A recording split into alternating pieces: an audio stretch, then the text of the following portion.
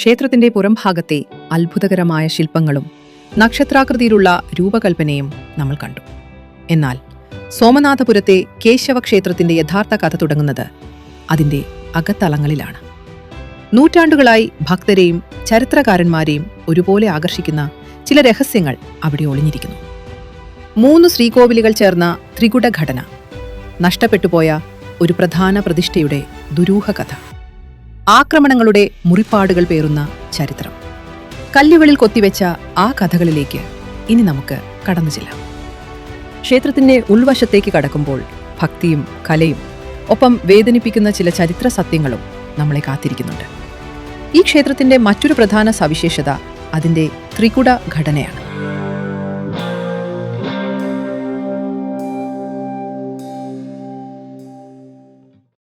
മൂന്ന് പ്രധാന ശ്രീകോവിലുകൾ ചേർന്നതാണ് ത്രികുടം. സോമനാഥപുര ക്ഷേത്രത്തിന്റെ പ്രധാന ആകർഷണം ഒരേ മണ്ഡപത്തിലേക്ക് തുറക്കുന്ന തുല്യ പ്രാധാന്യമുള്ള 3 ശ്രീകോവിലുകളാണ്.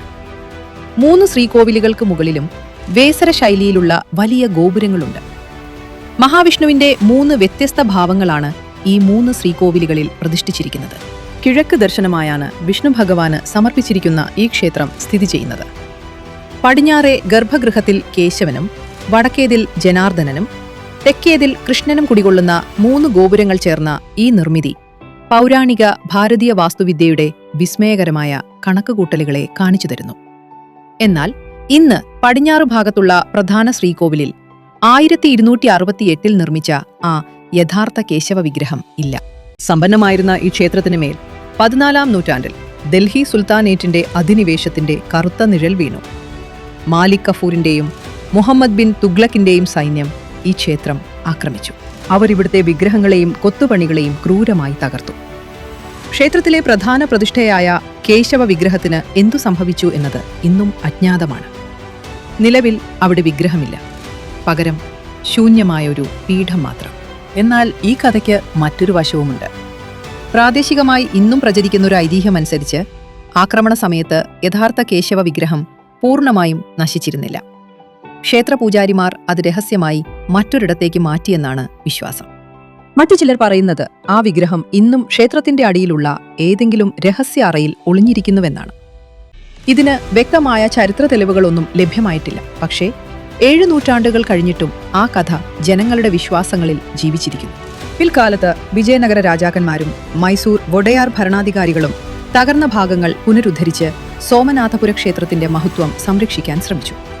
എന്നാൽ ഹൈന്ദവ ആചാരപ്രകാരം ഭംഗം സംഭവിച്ച വിഗ്രഹങ്ങളിൽ പൂജ ചെയ്യാൻ പാടില്ലാത്തതിനാൽ ആ യഥാർത്ഥ വിഗ്രഹം അവിടെ നിന്ന് മാറ്റപ്പെടുകയും പിൽക്കാലത്ത് ആ സ്ഥാനത്ത് മറ്റൊരു കേശവ വിഗ്രഹം സ്ഥാപിക്കുകയും ചെയ്തു. അതുകൊണ്ട് ഇപ്പോൾ അവിടെ കാണുന്ന വിഗ്രഹം യഥാർത്ഥത്തിലുള്ളതല്ല.